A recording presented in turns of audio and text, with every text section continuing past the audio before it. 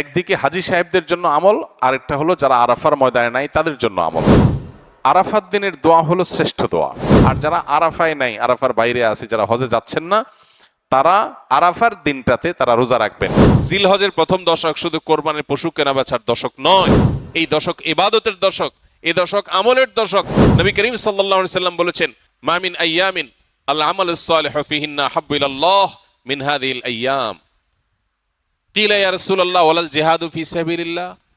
ক্বাল ওয়ালাল জিহাদু ফি সাবিলিল্লাহ।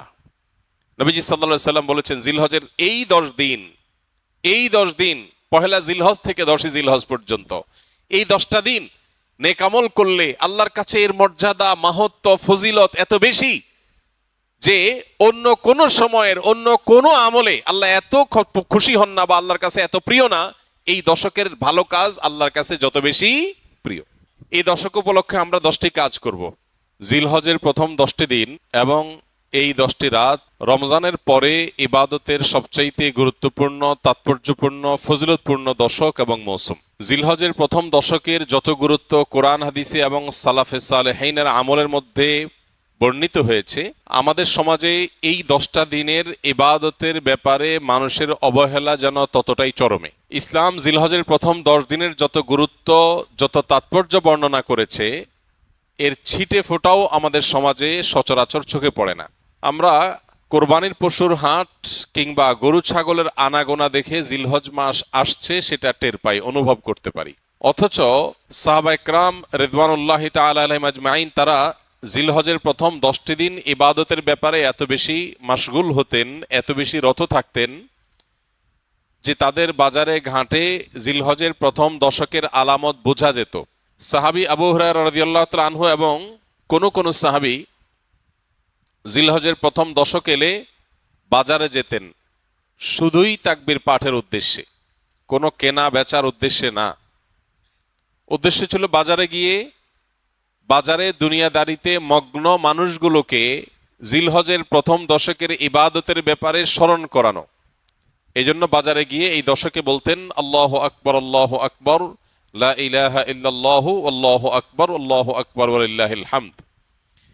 এই যে তাকবীর, তাহমিদ, তাহলিল, আল্লাহর একত্ববাদ, আল্লাহর বড়ত্ব এবং প্রশংসা জ্ঞাপন করা, এটা এই দশকের অন্যতম গুরুত্বপূর্ণ একটা আমল। এই আমল করবার জন্য সাহাবীদের কেউ কেউ বাজারে গিয়ে একটু সরবে বলতেন, যাতে করে তার শুনে শুনে অন্যরাও বলতে পারে। মিডল ইস্টের কোন দেশের কোন এলাকাতে একটি চমৎকার দৃশ্য জিলহজের প্রথম 10 দিন উপলক্ষে দেখা যায়। সেটা হলো বিভিন্ন বাসাবাড়ির গেইটে, গ্যারেজে, বিভিন্ন সুপার শপ, শপিং মল, ছোট বড় দোকান ইত্যাদিতে ছোট্ট একটা ডিভাইস সেট করে সেখানে তাকবীরের অডিও অনবরত চালু করে রাখা হয়। মৃদু ভলিউমে হালকা আওয়াজে যে তাকবীরের ধ্বনি চালানো হয়, এটার উদ্দেশ্য পথচারী বা আশপাশ দিয়ে যারা যাবে তাদের জন্য স্মরণ হয় যে এই দশকে নবী আলাইহিস সালাম নির্দেশ করেছেন, ফাকসিরু ফিহিন্না মিনাত তাকবীরি ওয়াত তাহলিলি ওয়াত তাহমিদ। এই দিনগুলো যখন আসবে এবং তাকবীরের তাশরিকের, আইয়ামে তাশরিকে যে দিনগুলো আছে সেগুলোতেও আল্লাহর একত্ববাদের বর্ণনা লা ইলাহা ইল্লাল্লাহ বলার মাধ্যমে, আল্লাহর বড়ত্বের বর্ণনা আল্লাহু আকবার বলার মাধ্যমে, আল্লাহর প্রশংসার জ্ঞাপন আলহামদুলিল্লাহ বলার মাধ্যমে বেশি বেশি যেন করি আমরা। নবীজি নির্দেশ করেছেন, তোমরা এই দিনগুলোতে বেশি বেশি লা ইলাহা ইল্লাল্লাহ, আল্লাহু আকবার, আলহামদুলিল্লাহ এগুলো পাঠ করবে। এই জন্য ভাইরা আমার, আমাদের কর্তব্য হলো জিলহজের প্রথম দশকের ইবাদত, এর তাৎপর্য, এর আমল, এর গুরুত্ব, এর মাহাত্ম্য এই সম্পর্কে সমাজে জানাশোনা যেন বাড়ে, সচেতনতা যেন বাড়ে। এই হারিয়ে যাওয়া বা অনেকটাই মানুষের আমল থেকে সরে যাওয়া, ছুটে যাওয়া এই বিষয়টাকে যেন পুনরায় জিন্দা করা যায়, এই জন্য আমাদের ভূমিকা রাখা দরকার। আমরা যদি প্রত্যেকটা মানুষ যার যার জায়গা থেকে সিদ্ধান্ত গ্রহণ করি যে জিলহজের প্রথম দশক উপলক্ষে কোরআন এবং হাদিসের আলোকে যে করণীয়গুলো আছে এগুলো একজন ইমানদার হিসাবে আমি আমল করব, আরো 2-4-5 জন মানুষকে আমি অ্যাওয়্যার করব, সচেতন করব, ইনশাআল্লাহ অনেকটা হারিয়ে যাওয়া এই আমলগুলো নতুন করে পুনরায় জিন্দা হবে, জীবিত হবে। চেষ্টা করা যাবে তো ইনশাআল্লাহ? প্রিয় ভাইরা আমার, আমাদের মধ্যে কেউ যদি বাজারে যায়, চায়ের দোকানে যায়, এবং যে একটু যদি জোরে আল্লাহু আকবার লা ইলাহা ইল্লাল্লাহু আল্লাহু আকবার লিল্লাহিল হামদ তাকবীর তাহমিদ তাহলিল যদি পাঠ করে, কোনো কাজ নাই, কোনো কারণ নাই, চায়ের দোকানের আড্ডার মধ্যে গিয়ে একটু উচ্চস্বরে তাকবীর পাঠ করেছে কেউ, তাহলে সমাজের মানুষ সেটাকে নেগেটিভলি দেখবে, মনে করবে লোকটার মাথায় সমস্যা কিনা, হঠাৎ করে তাকবীর কেন বলল। অর্থাৎ এই পরিমাণ গাফলতিতে আমরা নিমজ্জিত হয়ে গেছি যে আল্লাহর জিকিরটা আমাদের কাছে অস্বাভাবিক আর গাফলতিটা স্বাভাবিক হয়ে গেছে। এই পরিস্থিতি থেকে উম্মতকে বাঁচাবার জন্য আমরা একটু চেষ্টা করতে পারি না ইনশাআল্লাহ? স্কিলের ভাইরা যারা আছেন, বিশেষ করে ছুটি হয়ে যাবে, বাড়িতে যাবেন, ঘরে যখন একটু প্রবেশ করবেন, ঘরের লোকজন বিভিন্ন কাজে আছে, একটু মৃদু ভলিউমে, ডিস্টার্ব করার মতো আওয়াজে না, একটু মৃদু ভলিউমে আপনি যদি তাকবীর বলে উঠেন, হয়তো আরেকজনের স্মরণ হবে ইনশাআল্লাহ। আমরা এখানেও যে কয়দিন আসি, আমরা বাহির থেকে এসে রুমে প্রবেশ করলাম বা কয়েকজনের মধ্যে প্রবেশ করলাম, তখন যদি একটু সরবে পড়ি এই উদ্দেশ্যে যাতে করে অন্যের স্মরণ হয়, তাহলে হয়তো আমলটা জিন্দা হবে। জিলহজের প্রথম দশক উপলক্ষে আমাদের সবগুলো মনিটরে ইনশাআল্লাহ এই দশকে তাকবীরের ধ্বনি উচ্চারিত হতে থাকবে মৃদু ভলিউমে, যাতে করে অন্যদের স্মরণ হয়। এই সবগুলোর উদ্দেশ্যই হলো জিলহজের প্রথম দশককে আমরা ইবাদত এবং আমলের একটা দশকে পরিণত করব ইনশাআল্লাহ। রমজান মাসে আলহামদুলিল্লাহ কম হোক বেশি হোক, ভুল হোক ভালো হোক মন্দ হোক, মিলিয়ে ঝুলিয়ে আমল করার একটা চেষ্টা আমাদের সমাজে আছে, কিন্তু জিলহজের প্রথম দশক উপলক্ষে নেক আমল বা ইবাদতের তেমন কোনো কাজ দেখা যায় না। কাজ একটাই, কোরবানির গরু ছাগল কেনা বেচা। এছাড়া এই দশকের আর কিছু চোখে পড়ে? চোখে পড়ে না। আপনারা বিভিন্ন এলাকার মানুষ আছেন, আমি আপনাদেরকে উদাত্ত আহ্বান রাখতে চাই, অনলাইনে আমাদেরকে যারা শুনছেন তাদেরকে উদাত্ত আহ্বান রাখতে চাই। অনেক কোরবানির গরু ছাগলের হাটে মাইক লাগানো হয় নানান ঘোষণা, অ্যানাউন্সমেন্ট ইত্যাদি করার জন্য। আমি লক্ষ্য করেছি খুবই দুর্ভাগ্যজনকভাবে যে কোরবানির পশু কেনা বেচার হাটের অর্থনৈতিক সুফল বিপুল পরিমাণে, আর্থসামাজিক উপকারিতা অনেক বেশি, এটাকে ঘিরে হাজার হাজার লক্ষ লক্ষ মানুষের জীবিকার ব্যবস্থা হয়। এই দেশ পশু পালনে অনেকটা স্বয়ং সম্পন্ন, পশুর গোশত যতটুকু আমাদের প্রয়োজন হয় তার জন্য স্বয়ং সম্পূর্ণতা অর্জন করেছে শুধু কোরবানির খাতিরে। সারা বছর একটা বাছুর লালন পালন করার পর বা 2 বছর লালন পালন করার পর যখন বাজারে বিক্রি করে কেউ, একজন গরিব মানুষের সংসার পালার মতো টাকা হয়ে যায়। বহু মানুষের জীবিকা এই কোরবানির এই ইবাদতের মাধ্যমে আল্লাহ তাআলা ব্যবস্থা করেছেন। কোরবানির এই আমলটা যেখানে একটা ইবাদত, আল্লাহর গুরুত্বপূর্ণ একটা নির্দেশ, নবী করিম সাল্লাল্লাহু আলাইহি সাল্লাম কানা নবী সাল্লাল্লাহু আলাইহি সাল্লাম আকামা রাসূলুল্লাহ সাল্লাল্লাহু আলাইহি সাল্লাম বিল মদিনাতে 10 সিনিন ইউদাহি, নবীজি 10 বছর কোরবানি করতেন, মদিনায় অবস্থান করেছেন এবং কোরবানি করতেন।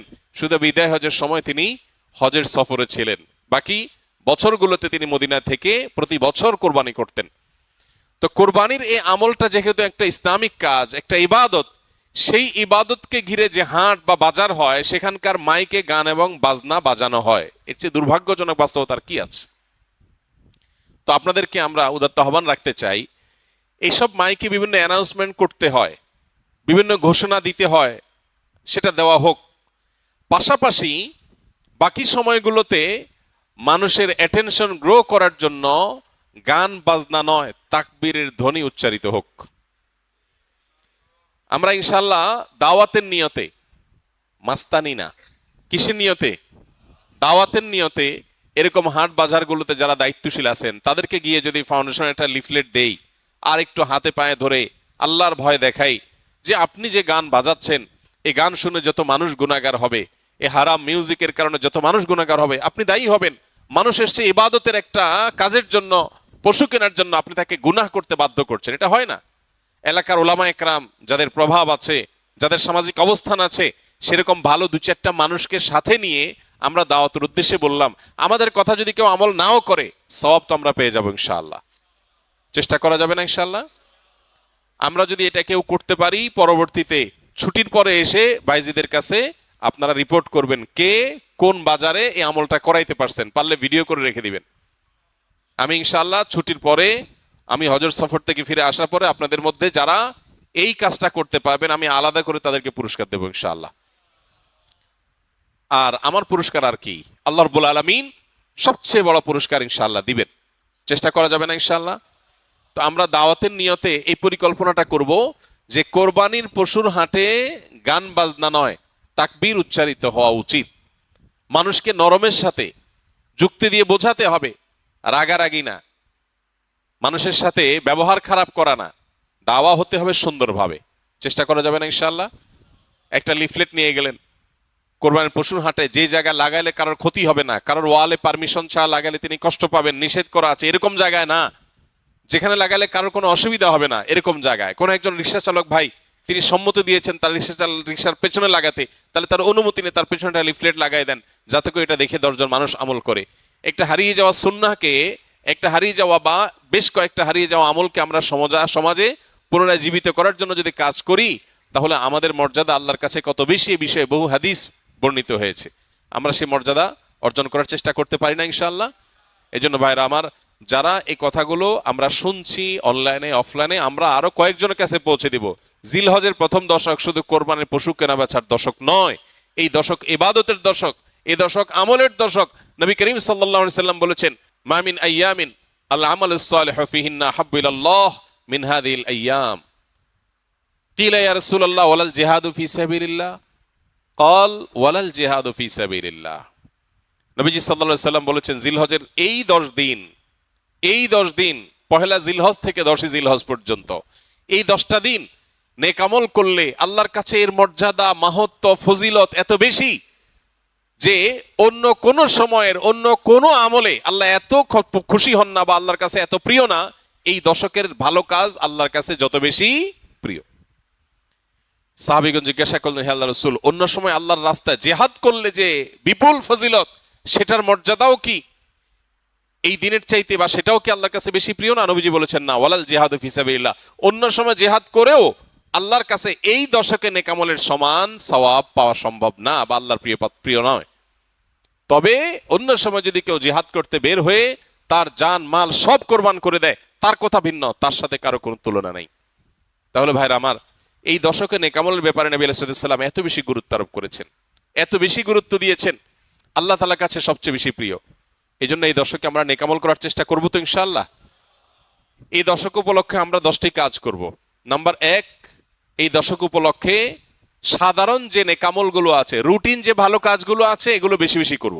কারণ এই যে মাত্র যে হাদিসটা শুনলাম যে এই দশকের ভালো কাজ আল্লাহর কাছে সবচেয়ে বেশি প্রিয়, অতএব আল্লাহর কাছে যেহেতু সবচেয়ে বেশি প্রিয়, রমজানের পরে, রমজান তো মাস হিসাবে সবচেয়ে সেরা, দিন হিসাবে সবচেয়ে সেরা এই দশক, এই দশকের আমল যেহেতু আল্লাহর কাছে বেশি প্রিয়, অতএব এই দশকে যে কোনো ভালো কাজ, 5 ওয়াক্ত নামাজ পুরুষরা জামাতের সাথে তাকবীরুল্লাহর সাথে যতটা গুরুত্বের সাথে সম্ভব পড়বো, আর মহিলারা সময় মতো যথাসম্ভব উত্তম উপায়ে আমরা নামাজ পড়বো।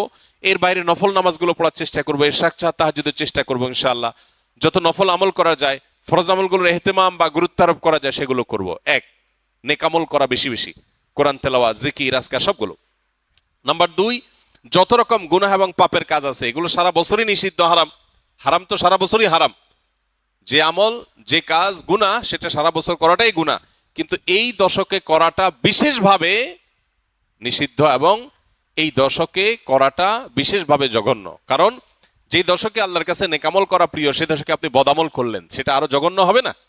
এই জন্য এমনিতেই সম্মানিত 4 মাস সম্পর্কে আল্লাহ রাব্বুল আলামিন বলেছেন, ফালা তাজলিমু ফিহিন্না আনফুসাকুম। এই দশক, এই মাসগুলোতে তোমরা নিজেদের প্রতি অবিচার করো না। এই জন্য জিলহজের প্রথম দশক সম্মানিত 10 মাস, 4 মাসেরও অংশ, আবার মর্যাদাপূর্ণ দশক, আল্লাহর কাছে সবচেয়ে প্রিয় নেক আমলের জন্য। অতএব সেই দশকে আমরা গুনাহ থেকে, পাপের কাজ থেকে বেঁচে থাকার ব্যাপারে বিশেষভাবে যত্নশীল থাকবো ইনশাআল্লাহ।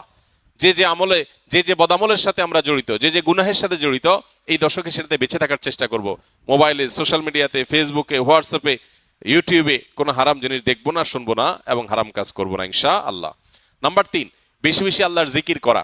কারণ আল্লাহ তাআলা সূরা হজের 28 নম্বর আয়াতে এই নির্দিষ্ট দিনগুলোতে আল্লাহ বেশি বেশি জিকির করতে নির্দেশ করেছেন। অতএব বেশি বেশি আল্লাহর জিকির, যত রকমের আল্লাহ জিকির হতে পারে, মুখের জিকির, অন্তরের জিকির, এই জিকিরগুলো বেশি বেশি করবো ইনশাআল্লাহ। নাম্বার 4, যাদের হজের তৌফিক হয়েছে তারা এই দশকে হজ করবেন, হজ শুরু করবেন 8 তারিখে। আর নাম্বার 5, যাদের কোরবানির তৌফিক আছে তারাও কোরবানি করবেন, কারণ মান ওয়াজাদা সাআতান লিআন ইউযাহিয়া ওয়া লাম ইউযাহি ফালা ইয়াকরাবান্না মুসাল্লানা। যার কোরবানি করার সামর্থ্য আছে অথচ কোরবানি করলো না, নবী সাল্লাল্লাহু আলাইহি ওয়াসাল্লাম সতর্ক করেছেন, হাদিসে সতর্ক বাণী এসেছে, সেজন্য মুসলমানদের ঈদগাহে না আসে। এই জন্য কোরবানি করা এটা হলো পঞ্চম আমল এই দশকের, যাদের তৌফিক আছে। 6 নম্বর আমল হলো, যারা কোরবানি করার সিদ্ধান্ত গ্রহণ করবেন তারা জিলহজের চাঁদ ওঠার পর থেকে নিয়ে ঈদের দিন কোরবানি করা পর্যন্ত এই সময়ের মধ্যে মাথার চুল, গোঁফ, হাত পায়ের নখ এবং শরীরের অবাঞ্ছিত পশম ইত্যাদি এগুলো কাটা থেকে বিরত থাকবেন এই 10 দিন। অর্থাৎ এগুলো চাঁদ উঠার আগে আগে কেটে ফেলবেন। আর কাটবেন কখন? কোরবানির পরে। তাহলে চাঁদ উঠা থেকে কোরবানি এই সময়ের মধ্যে চুল, নখ ইত্যাদি কাটা থেকে বিরত থাকবেন কারা? যারা কোরবানি করার নিয়ত করেছেন। যদিও এখানে কোরবানি যারা করার নিয়ত করেন নাই, যারা কোরবানি করার নিয়ত করেন নাই সে মানুষগুলোর জন্য এই আমলের কথা অনেক উলামা একরাম বলেন এবং উভয়টার সপক্ষেই কম বেশি দলিল এবং যুক্তি আছে। 7 নম্বর আমল হলো বেশি বেশি তাকবীর, তাহমিদ, তাহলিল পড়া, যেটা মাত্র বললাম। উঠতে বসতে চলতে ফিরতে, বাজারে ঘাটে, ঘর বাড়িতে, সব জায়গাতে আল্লাহু আকবার, আল্লাহু আকবার, লা ইলাহা ইল্লাল্লাহু, আল্লাহু আকবার, আল্লাহু আকবার, ওয়ালিল্লাহিল হামদ বেশি বেশি উচ্চারণ করা। আমরা মোবাইলের ওই যে কল করলে যে বাজে, যে কি বলে ওইটাকে, রিংটোন না, ওয়েলকাম টিউন। ওয়েলকাম টিউন হিসাবে তাকবীর কিভাবে সেট করা যায় সেটার জন্য আমরা প্ল্যান করতে পারি, প্রোগ্রাম করতে পারি। আর কতভাবে মানুষকে স্মরণ করানো যায় হালাল উপায়ে, বৈধ উপায়ে, সেটা আমরা চেষ্টা করতে পারি। তাহলে 7 নম্বর আমল হলো বেশি বেশি তাকবীর, তাহমিদ, তাহলিল পাঠ করা। এটা এই 10 দিন ধরে রাত দিন কোনো সংখ্যা ছাড়া যার যতটুকু তৌফিক হয়। 8 নম্বর আমল হলো এই তাকবীরটাই আইয়ামে তাশরিকে, অর্থাৎ জিলহজের 9 তারিখ বাদ ফজর থেকে নিয়ে জিলহজের 13 তারিখ আসর পর্যন্ত প্রত্যেক নামাজের পরে একবার করে পাঠ করা, নারী পুরুষ সবাই। এটা আবশ্যক, সবাইকে করতে হবে প্রত্যেক নামাজের পরে একবার করে। এটা হলো তাকবীরে মুকাইয়াদ বলে, নির্দিষ্ট তাকবীর এই দিনগুলোতে এই নামাজের পরে। আর প্রথমটা বললাম 7 নম্বর আমল হলো সাধারণ তাকবীর, তাকবীরে মুতলাক, অর্থাৎ এই দশক জুড়েই সবসময় বেশি বেশি তাকবীর পাঠ করা। তাহলে 8টা আমল পেয়ে গেলাম। 9 নম্বর আমল হলো জিলহজের 9 তারিখে রোজা রাখা। যারা আরাফায় যেতে পারেন নাই, বিশ্বজুড়ে যে মুসলমানরা আছেন তারা এই দিন রোজা রাখবেন। এই দিনে রোজা রাখলে কি লাভ হবে? নবী আলাইহিস সালাম বলেছেন, আহতাসিবু আল্লাহ আইয়ুকাফিরাস সানাতাল্লাতী ক্বাবলাহু ওয়াল্লাতী বা'দাহু। অর্থাৎ জিলহজের 9 তারিখে আরাফাত দিনে রোজা রাখলে কেউ তার 1 বছর আগের আর বেঁচে থাকলে অগ্রিম 1 বছর পরের গুনাহ আল্লাহ মাফ করে দিবেন। অর্থাৎ সগীরা গুনাহগুলো আল্লাহ তাআলা মাফ করে দিবেন। এজন্য এই আমলটা করার চেষ্টা করা। শুধু জিলহজের 9 তারিখই নয়, অনেক উলামা ইকরাম জিলহজের 1 থেকে 9 পর্যন্ত এই সবগুলো দিনকে রোজা রাখাটাকে মুস্তাহাব বলেছেন। আর 10 নম্বর আমল হলো ঈদের দিনে যে সুন্নাহগুলো আছে সেগুলো পালন করা। অতএব জিলহজের এই দশককে আমল এবং ইবাদত দিয়ে সাজাবার চেষ্টা করব তো আমরা ইনশাআল্লাহ। বেশি বেশি তাকবীর, তাহলিল, তাহমিদ নিজেরা পড়বো, অন্যদেরকে উদ্বুদ্ধ করব। চেষ্টা করা যাবে না ইনশাআল্লাহ। আল্লাহ রাব্বুল আলামিন আপনাকে, আমাকে, আমাদের সবাইকে আমলের তৌফিক দান করুন। আরাফার দিনে বিশেষ আমলসমূহ জানতে চাই। আরাফার দিনে একদিকে হাজী সাহেবদের জন্য আমল, আরেকটা হলো যারা আরাফার ময়দানে নাই তাদের জন্য আমল। যারা হাজী সাহেবরা আরাফার ময়দানে অবস্থান করছেন তাদের জন্য ওই দিনের সবচেয়ে শ্রেষ্ঠ আমল হলো লা ইলাহা ইল্লাল্লাহু ওয়াহদাহু লা শারীকা লাহু লাহুল মুলকু ওয়া লাহুল হামদ ওয়া হুয়া আলা কুল্লি শাইইন কাদির। এটা মহব্বতের সাথে অর্থ বুঝে ধীরে ধীরে বারবার করে পড়তে থাকা, এটা হলো সবচেয়ে বেশি প্রয়োজনীয় কাজ। কেন? কারণ নবী করিম সাল্লাল্লাহু আলাইহি সাল্লাম বলেছেন যে খায়রুদ দুআ দুআউ ইয়াউমি আরাফা, আরাফাত দিনের দোয়া হলো শ্রেষ্ঠ দোয়া। ওয়া খায়রু মা কুলতু আনা ওয়ান নাবিয়্যুনা মিন ক্বাবলি, নবীজি বলেছেন আমি আর আমার পূর্বের যত নবী রাসূল এসেছেন সবাই যত দোয়া আল্লাহর কাছে করেছে এর মধ্যে সবচেয়ে উত্তম হলো এটা, লা ইলাহা ইল্লাল্লাহু ওয়াহদাহু লা শারীকা লাহু লাহুল মুলকু ওয়া লাহুল হামদু ওয়া হুয়া আলা কুল্লি শাইইন কাদির। আল্লাহ ছাড়া সত্যিকারের কোনো মাবুদ নাই। লা ইলাহা ইল্লাল্লাহ ওয়াহদাহু লা শারীকা লাহু, তিনি একক এবং তার কোনো শরীক নাই। লাহুল মুলক ওয়া লাহুল হামদ, রাজত্ব এবং প্রশংসার অধিকারী একমাত্র তিনি। ওয়া হুয়া আলা কুল্লি শাইইন কাদির, তিনি সব কিছু করতে সক্ষম। বাহ্যিক দৃষ্টিকোণ থেকে এই বাক্যগুলোর মধ্যে কোনো প্রার্থনা নাই, তাহলে এগুলোকে দোয়া বলা হচ্ছে কেন? সেটা নিয়ে অনেক আলাপ আছে এবং মুহাদ্দিসিন ইকরাম একমত যে এইগুলো দোয়া। এখানে আল্লাহ রাব্বুল আলামিনের কাছে পরোক্ষভাবে নিজের চাওয়াকে পেশ করা হচ্ছে, আল্লাহর শক্তিমত্তার কথা জাহির করে আল্লাহর কাছে নিজের সবকিছুই নিবেদন করা হচ্ছে পরোক্ষভাবে, এটাও দোয়াই। তো এটা হলো আরাফার ময়দানে যারা হাজির অবস্থান করবেন তারা সবচেয়ে বেশি পড়বেন। অনেক উলামা ইকরাম অবশ্য বলেন যে এই দোয়া অর্থাৎ লা ইলাহা ইল্লাল্লাহু ওয়াহদাহু লা শারীকা লাহু লাহুল মুলকু ওয়া লাহুল হামদু ওয়া আলা কুল্লি শাইইন কাদির, আরাফার দিনে, আরাফার বাইরে যারা পৃথিবীর বিভিন্ন প্রান্তে গায়রে হাজি যারা আছি তারাও পড়তে পারেন, বরং আরাফার দিনে তাদের এটা পড়া উচিত এবং এ ব্যাপারে অনেকে রেকমেন্ড করেন। তাহলে একটা করণীয় পেলাম, লা ইলাহা ইল্লাল্লাহু ওয়াহদাহু লা শারীকা লাহু, এটা পড়া। এবং আরাফাতের দোয়াকে সবচেয়ে শ্রেষ্ঠ দোয়া বলা হয়েছে। এই জন্য হাজী সাহেবরা বিশেষ করে যারা সেখানে অবস্থান করছেন, ওই দিন একবারে সূর্য ডুবা পর্যন্ত, জোহর থেকে নিয়ে সূর্য ডুবা পর্যন্ত পুরো সময়টা দোয়ার ভিতরে ডুবে থাকা, এটা হলো সবচেয়ে বড় কাজ। আর যারা আরাফায় নাই, আরাফার বাইরে আছে, যারা হজে যাচ্ছেন না, তারা আরাফার দিনটাতে তারা রোজা রাখবেন। আরাফার দিনের রোজা নিয়ে আমাদের দেশে প্রতি বছরই গন্ডগোল বা মত পার্থক্য দেখা দেয়, কোন দিন রোজা রাখবো। এটা কি হাজিরা অবস্থান করছে ওই দিন, নাকি আমি যে দেশে আছি সেই দেশে যখন জিলহজের 9 তারিখ হবে? তো এটা নিয়ে উভয় পক্ষেই দলিল আছে, যুক্তি আছে, দুই মতেরই সপক্ষে আলেমদের বক্তব্য আছে। সেক্ষেত্রে তুলনামূলকভাবে আমি যে দেশে আছি সেই দেশে জিলহজের 9 তারিখটা হলে সেটাকে আরাফার দিন হিসাবে, আরাফার দিন যদিও বাহ্যিকভাবে মনে হয় যে আরাফার ময়দানের সাথে সংশ্লিষ্ট, কিন্তু আসলে এই যে দিনগুলা, ইয়াউমুত তারবিয়া, ইয়াউমে আরাফা, ইয়াউমুন নাহার, ইয়াউমুত তারবিয়া বলা হয় জিলহজের 8 তারিখকে, ইয়াউমুল আরাফা বলা হয় জিলহজের 9 তারিখকে, ইয়াউমুন নাহার বলা হয় জিলহজের 10 তারিখকে। এখন এই নামগুলো যদিও হাজিদের হজের সাথে রিলেটেড, কিন্তু হজের বাইরে যারা আছে তাদের জন্য আপনার ফিকহের কিতাবগুলোতে, বিভিন্ন দ্বীনি কিতাব পুস্তকে ইয়াউমে তারবিয়া, ইয়াউমুন নাহার বলা হয়েছে। এর মানে এটা না যে হাজিদের সাথে মিল করতে হবে, যে দেশে যেটা হবে সেটাই প্রযোজ্য হয়। তো সেই আলোকে ইয়াউমে আরাফা আপনি যেখানে অবস্থান করছেন সেখানকার 9 তারিখ হিসাব করে রোজা রাখতে পারেন। যদি আপনার কাছে বেশি মনে হয় যৌক্তিক যে না, হাজিদের অবস্থানের সাথে মিল করে রাখাটা, যেহেতু নামের মধ্যেই ইয়াউমে আরাফা আছে, অতএব ওইটা আমি রাখবো, তো সেক্ষেত্রে আপনি সেটাও করতে পারেন, কোনো অসুবিধা নেই। কোন কোন রেওয়ায়তের আলোকে জিলহজের প্রথম 9 দিনের প্রত্যেক দিন রোজা রাখা উচিত, কারণ মামিন আইয়ামিন আল আমালুস সালিহু ফিহিন্না আহাব্বুলিল্লাহ মিন হাযিহিল আইয়াম, বুখারীর হাদিস রয়েছে। এই দশকটাতে এমনি নেক আমল করা উচিত। অতএব নফল রোজা আপনি প্রথম সবগুলো দিন রাখতে পারেন, তাহলে আর কোনো ইখতিলাফের ঊর্ধ্বে এমনিই উঠে গেলেন। অতএব আরাফার দিনে আরাফাতের বাইরে যারা আছেন তারা রোজা রাখবেন, আর আরাফাতে যারা আছেন তারা কি করবেন? ওই যে লা ইলাহা ইল্লাল্লাহু ওয়াহদাহু লা শারীকা লাহু বেশি বেশি পড়বেন, আর বেশি বেশি আল্লাহর কাছে দোয়া করবেন। দোয়াটা অবশ্য আমরা আরাফাতে যারা নাই তারাও করতে পারি। বা যারা বিভিন্ন দোকানে সহজ কিস্তিতে ঘর সাজানোর বিভিন্ন ফার্নিচার, ইলেকট্রনিক পণ্য, মোবাইল, ল্যাপটপ ইত্যাদি দিয়ে থাকে, যেগুলো কিস্তিতে নিতে গেলে ইন্টারেস্ট দিতে হয়। এখন আমরা যারা নগদে পণ্য কিনতে পারি না, কিস্তিতে পণ্য নিলে গুনাহ হবে কিনা? কোনো অসুবিধা নাই, কিস্তিতে কেনা বেচা জায়েজ আছে, এবং কিস্তিতে কেনার কারণে একটু দাম বেশি নিচ্ছে যে, সেটাও জায়েজ আছে, কোনো অসুবিধা নেই। নবী করিম সাল্লাল্লাহু আলাইহি সাল্লামের হাদিসে পরিষ্কারভাবে কিস্তিতে কেনা বেচা, অর্থাৎ এখন ক্রয় বিক্রয় হয়ে গেল এবং পণ্য হস্তান্তর হয়ে গেল, মূল্যটা থেকে থেকে থেমে থেমে ধীরে ধীরে পরিশোধ করার এরকম সিস্টেমে বিক্রি নবী সাল্লাল্লাহু আলাইহি ওয়াসাল্লামের সময়ও ছিল, কিন্তু নবী করিম সাল্লাল্লাহু আলাইহি ওয়াসাল্লাম সেটাকে অনুমোদন করার সময় এরকম কোনো শর্ত দেন নাই যে দাম বেশ কম করা যাবে না। অতএব আমি একটা জিনিসকে কিস্তিতে বিক্রি করলাম, 10 টাকার জিনিস আমি 15 টাকা বিক্রি করলাম, তুমি 15 কিস্তিতে আমাকে টাকাটা দিবা, এটা হালাল, সম্পূর্ণ হালাল। এভাবে নেওয়াও জায়েজ, দেওয়াও জায়েজ। আমি জোহরের সুন্নত নামাজ 4 রাকাত নিয়ত করেছি, ইতোমধ্যে জোহরের ফরজ নামাজ শুরু হয়ে গিয়েছে। এমত অবস্থায় আমি 2 রাকাত নামাজ পড়ে সালাম ফিরিয়ে জামাতের অংশ নিয়েছি। নিয়ত করেছি 4 রাকাতের, কিন্তু নামাজ পড়লাম 2 রাকাত। এতে আমার নামাজ হয়েছে কিনা? উত্তর হলো হ্যাঁ, হয়েছে, কোনো অসুবিধা নেই, বরং এটাই উচিত। ইদা উকিমাতুস সালাহ ফালা সালাতা ইল্লাল মাকতুবা, নবীজি সাল্লাল্লাহু আলাইহি ওয়াসাল্লাম বলেছেন, ফরজ নামাজের একামত যখন শুরু হবে তখন আর ফরজ ছাড়া আর কোনো নামাজ চলবে না। চলবে না মানে তখন আর কোন নামাজ স্টার্ট করা উচিত না। এখন কেউ 4 রাকাত সুন্নতের নিয়ত করছে, 2 রাকাতের বৈঠকে একামত শুরু হয়ে গেছে, তখন সে সালাম ফিরে নামাজ শেষ করবে। নিয়ত করছে 4 রাকাত, পড়ছে কয় রাকাত? 2 রাকাত।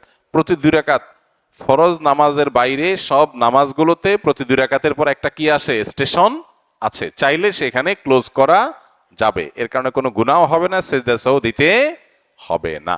তবে 4 রাকাত সুন্নত আর আদায় হলো না, এটা আপনি ফরজের পরে 2 রাকাত সুন্নতের পরে সুযোগ থাকলে ওই 4 রাকাত সুন্নত আলাদা করে আপনার আদায় করা উচিত, সেটা ভিন্ন বিষয়, কিন্তু আপনার নামাজ হয়ে যাবে, 2 রাকাতের সওয়াব আপনি পাবেন, যেটা হয়ে গেল। আরাফার দিনের রোজা, এর ফজিলত অপরিসীম। নবী করিম সাল্লাল্লাহু আলাইহি ওয়াসাল্লাম বলেছেন, আরাফার দিনের রোজা যদি কেউ রাখে, আল্লাহর কাছে আমি ধারণা রাখি, আল্লাহর প্রতি আমার ধারণা হলো এই রোজার বিনিময়ে আল্লাহ তাআলা রোজাদার ব্যক্তিকে 1 বছরের পেছনের 1 বছরের সামনের অগ্রিম গুনাহ আল্লাহ তাআলা মাফ করে দিবেন। ইসলামের অন্য কোনো আমল এরকম পাওয়া যায় না যে আমল করলে অগ্রিম আল্লাহ সুবহানাহু ওয়া তাআলা গুনাহ মাফ করে দিবেন। আরাফার দিনের রোজার এত ফজিলত যে পেছনের তো বটেই, সামনের 1 বছরের আল্লাহ সুবহানাহু ওয়া তাআলা ছোটখাটো গুনাহগুলো কি করবেন? মাফ করে দিবেন। অতএব আরাফার দিনের রোজা আমাদের সকলের রাখা উচিত। কিন্তু এই রোজা রাখতে গিয়ে একটা বিভ্রান্তির মুখোমুখি আমরা হই, একটা প্রশ্নের মুখোমুখি আমরা হই। সেটা হলো যে আমরা আরাফাতের দিনের রোজাটা বাংলাদেশে মানুষেরা কোন দিনে রাখবো? আমরা কি 9 তারিখে রাখবো নাকি 8 তারিখে রাখবো? কারণ হাজী সাহেবরা আরাফাতে যেদিন অবস্থান করেন সেদিন আমাদের দেশে 8 তারিখ হয়, চাঁদের কি থাকে 8 তারিখ থাকে। তো আমরা কি হাজী সাহেবরা আরাফাতের মধ্যে অবস্থান করছেন সেদিকে তাকায় 8 তারিখেই রাখবো, নাকি হাজী সাহেবরা সৌদি আরবে যেহেতু 9 তারিখে আরাফাতের ময়দানে অবস্থান করছেন অতএব ওই 9-এর দিকে তাকে আমরা 9 তারিখে রাখবো? এটা নিয়ে একটা ধোঁয়াশা, একটা প্রশ্ন আমাদের ভেতরে কমবেশ আছে। এই প্রশ্নের উত্তরে আমরা কি করব সে করণীয় ক্ষেত্রে আমি সংক্ষেপে বলতে চাই, এক্ষেত্রে ওলামা একরামের দুটি মত আছে এবং দুইটা মতই গবেষণামূলক। এর কোনোটাই কোনো হাদিস থেকে স্পষ্টভাবে সমর্থিত না, বরং উভয় মতই যার যার বুঝ এবং গবেষণা লব্ধ। কোনোটিকেই সঠিক বা ভুল এটা বলা বুদ্ধিমানের কাজ হবে না। অনেক ওলামা একরাম বলেন আমরা হাজী সাহেবরা আরাফাতের ময়দানে যেদিন অবস্থান করবেন পৃথিবীর সকল প্রান্ত থেকেই আমরা হাজী সাহেবদের ওই অবস্থানের আরাফাতের অবস্থানের দিনেই কি রাখবো? রোজা রাখবো। এটাই হলো আরাফাত দিনের রোজা। যদি সেদিন কোনো দেশে ঈদ না হয় তাহলে আমরা রাখবো, সেটা আমার দেশে 8 তারিখ হোক 7 তারিখ হোক দেখার দরকার নেই। এটা হলো অনেক ওলামা একরামের মত। অনেক ওলামা একরাম বলেন না, আমরা 9 তারিখে রোজা রাখবো আমাদের দেশে, সেটা হাজী সাহেবদের আরাফাতে অবস্থানের পরের দিন হয়, অর্থাৎ এদেশে সৌদি আরবে ঈদের দিন হয়, ওই দিন আমাদের দেশে 9 তারিখ, আমরা 9 তারিখে রাখবো। কেন? কারণ নবী করিম সাল্লাল্লাহু আলাইহি ওয়াসাল্লাম যে আরাফাতের দিনে রোজা রাখতে বলেছেন, আসলে 9 তারিখকে, জিলহজের 9 তারিখকে আরাফাতের দিন বলা হয়। এখানে তারিখটা হলো উদ্দেশ্য, আরাফাতের দিন এটা হলো শুধুমাত্র নাম। জিলহজের 10 তারিখে ইয়মুন নাহর বলা হয়, জিলহজের 9 তারিখে ইয়মে আরাফা বলা হয়, জিলহজের 8 তারিখে ইয়মুত তারবিয়া বলে। এগুলো হলো এই দিনগুলোর এক একটা নাম। যেহেতু নবী সাল্লাল্লাহু আলাইহি ওয়াসাল্লাম আরাফার দিন রোজা রাখতে বলছেন, অতএব 9 তারিখে রাখবেন, এরকম একটা মত ওলামা একরাম বলেন। এখন আমরা কোন দিকে যাব? 8 তারিখে রাখবো নাকি 9 তারিখে রাখবো?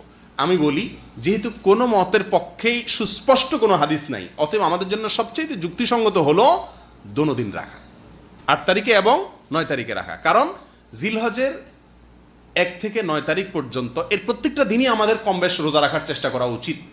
নবী সাল্লাল্লাহু আলাইহি ওয়াসাল্লাম বলেছেন, মা মিন আইয়ামিন আল্লাহ আমালুস সালিহু ফীহিন্না আহাব ইলাল্লাহ মিন হাযিহিল আইয়াম। জিলহজের 10 দিনের চাইতে অন্য কোনো দিনে আমল আল্লাহ তাআলার কাছে বেশি প্রিয় না।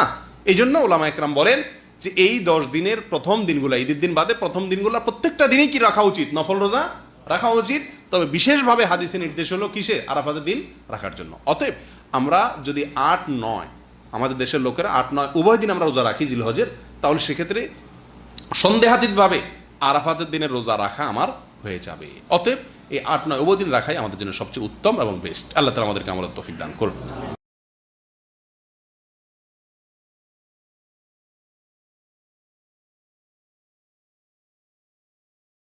জিলহজের প্রথম 10 দিনের আমল, ইবাদত, নেকামল, ভালো কাজ, এটা আল্লাহর কাছে এত প্রিয়, অন্য কোন সময়ের আমল ইবাদত, অন্য কোন দিনের আমল ইবাদত আল্লাহর কাছে এত প্রিয় না।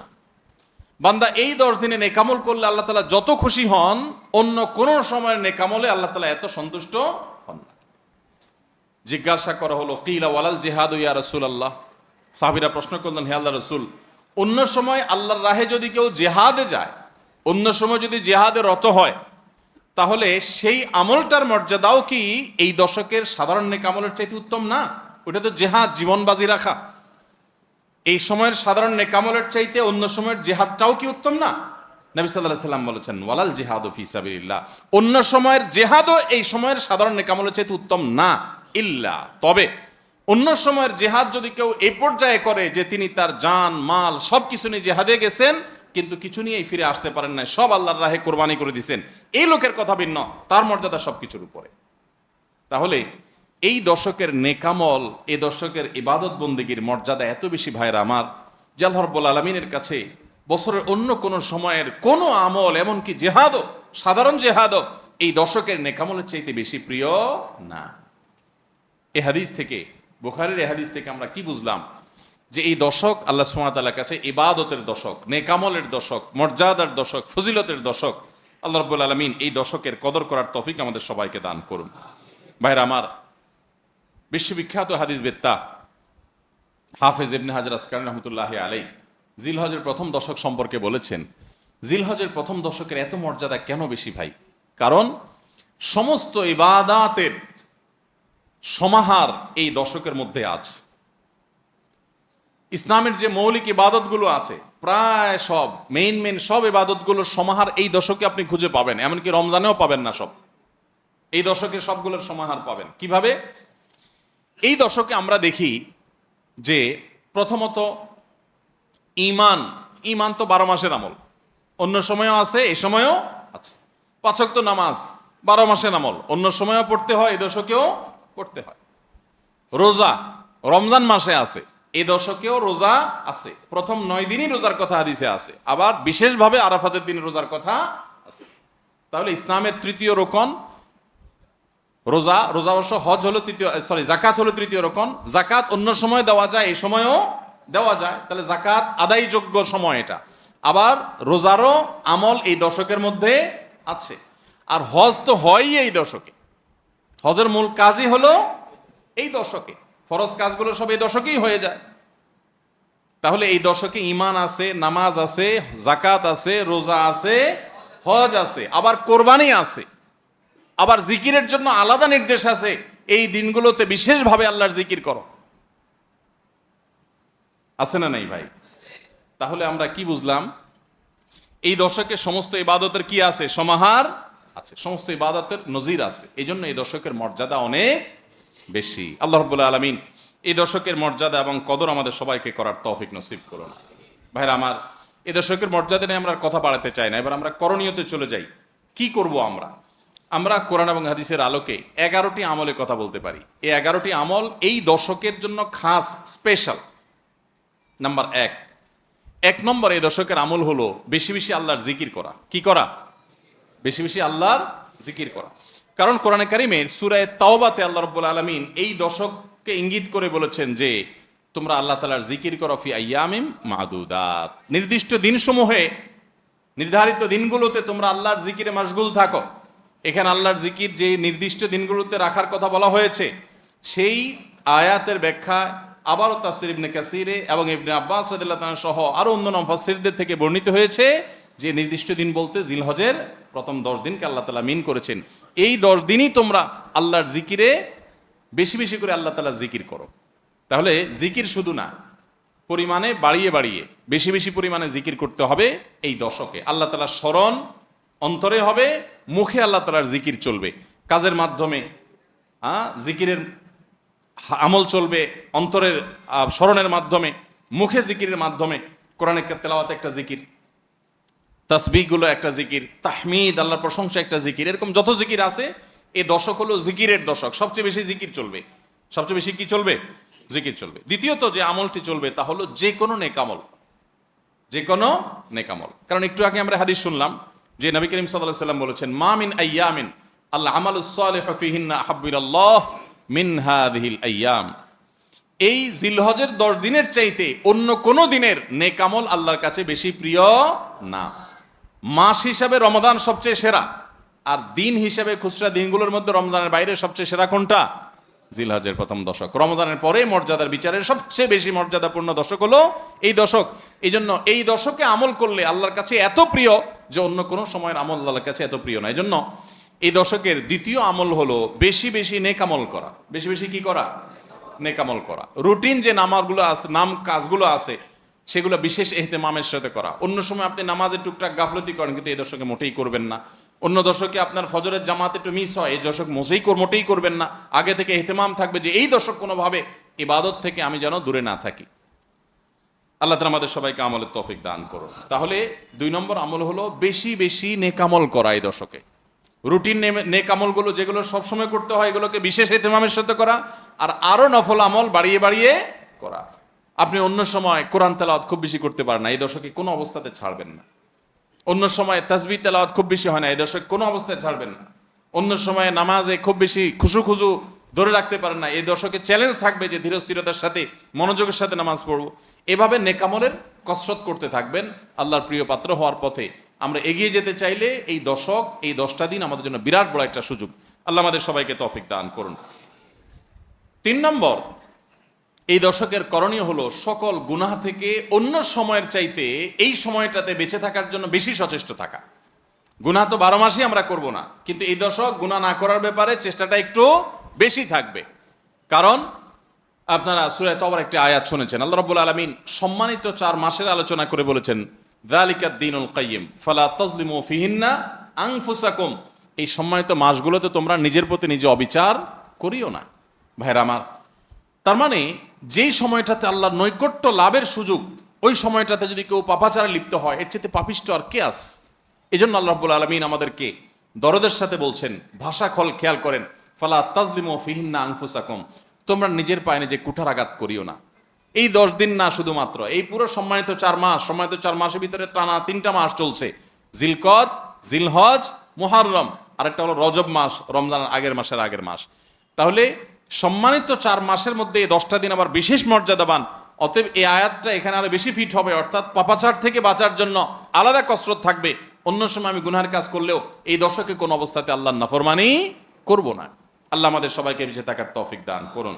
ভাই আমার, তাহলে 3 নম্বর আমল আমরা পেয়ে গেলাম। 4 নম্বর আমল হলো, যাদেরকে আল্লাহ তাআলা সামর্থ্য দিয়েছেন তারা হজ করবেন।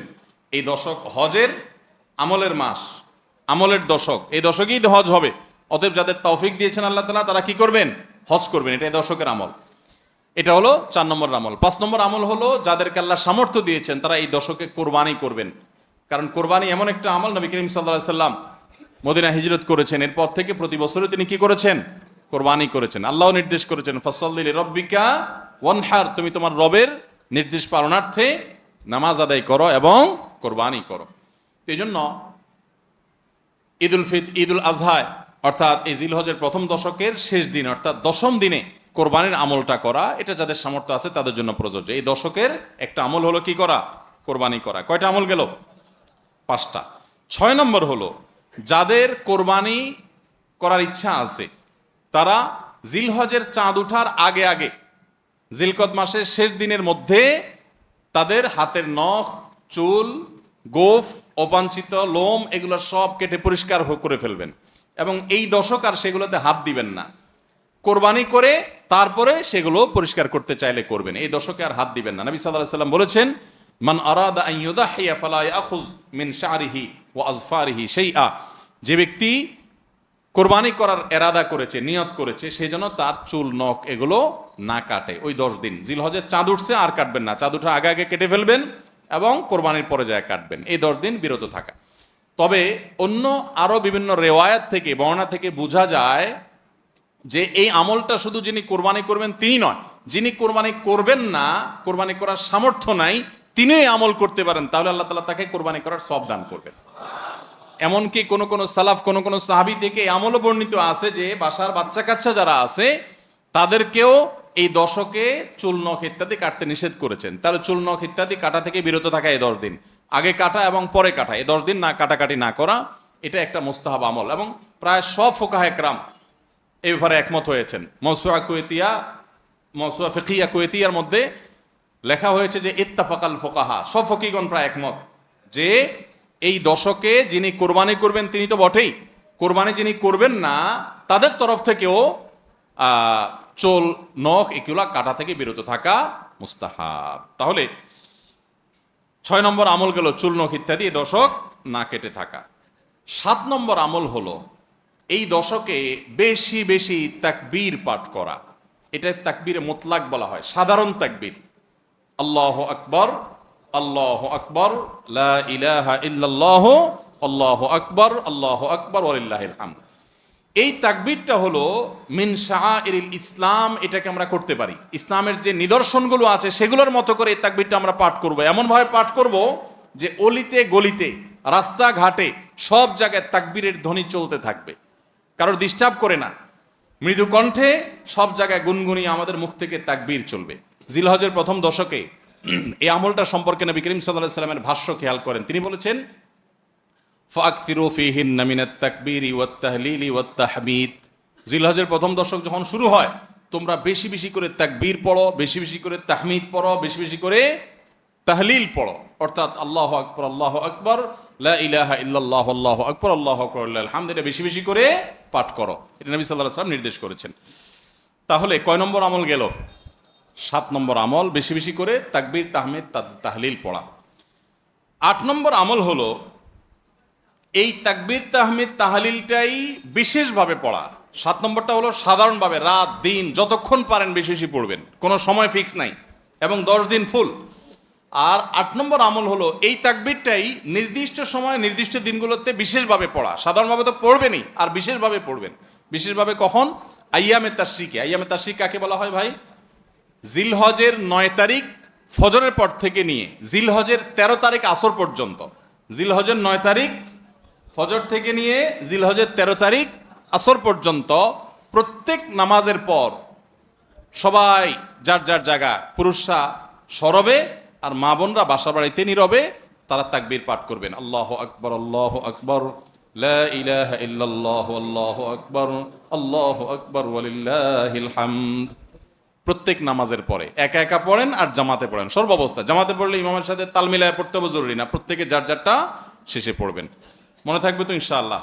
তাহলে 8 নম্বর আমল হলো আইয়ামে তাশরিক, অর্থাৎ জিলহজের 9 তারিখ থেকে 13 তারিখ পর্যন্ত প্রত্যেক নামাজের পরে তাকবীরগুলো জোরে জোরে পাঠ করতে থাকবো ইনশাআল্লাহ। 9 নম্বর আমল হলো জিলহজের 1 তারিখ থেকে 9 তারিখ পর্যন্ত এই 9 দিনই নফল রোজা রাখা। এই 9 দিনই নফল রোজা রাখা। এই 9 দিন নফল রোজা রাখা সম্পর্কিত একটা হাদিস পাওয়া যায়, এবং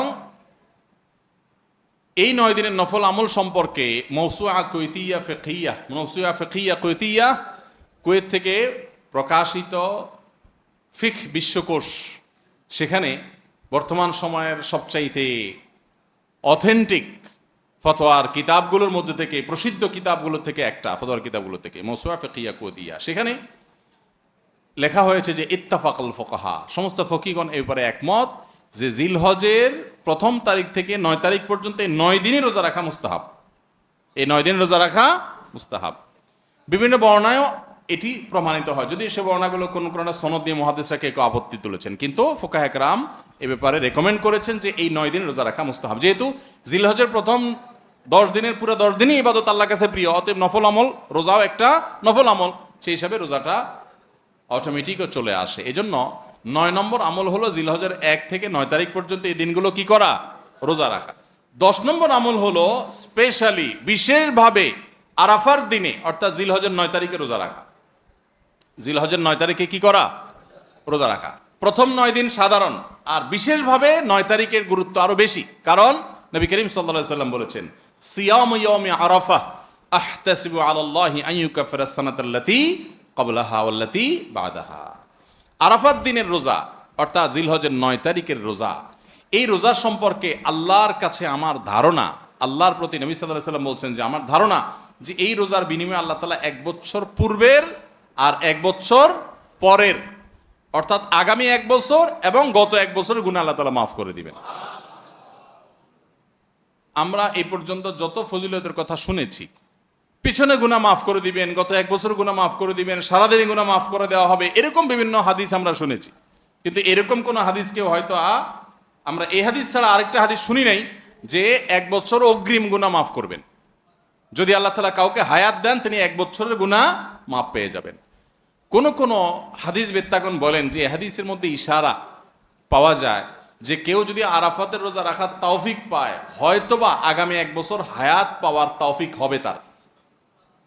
যদিও এটা জাস্ট একটা ব্যাখ্যা, এটা এমন না যে হাদিসে বলা হয়েছে আলাদা গ্যারান্টি দিয়ে, এরকম না। অতএব এর ব্যত্যয় ঘটলে করতে পারে। কথা বুঝে আসছে ভাই? তো এই জন্য এই আরাফাত দিনের রোজা এটা আমরা মিস করব না ইনশাআল্লাহ। তাহলে 10 নম্বর আমল গেল জিলহজের 9 তারিখের রোজা। 11 নম্বর আমল হলো ঈদুল আজহার সমস্ত সুন্নাতগুলো আমল করা।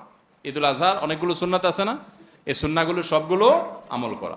ঈদুল আজহার যে সুন্নাহগুলো আমল সাধারণত হয় না, গোসল আমরা করি, সুগন্ধি আমরা ব্যবহার করি, আলহামদুলিল্লাহ, অন্য অনেক সুন্নাত আমরা আমল করি, কিন্তু যে সুন্নাতের আমল সাধারণত হয় না তার ভিতরে একটা হলো ফজরের নামাজ মহল্লার মসজিদে এসে পড়া, ভোর রাতে আগে আগে উঠা।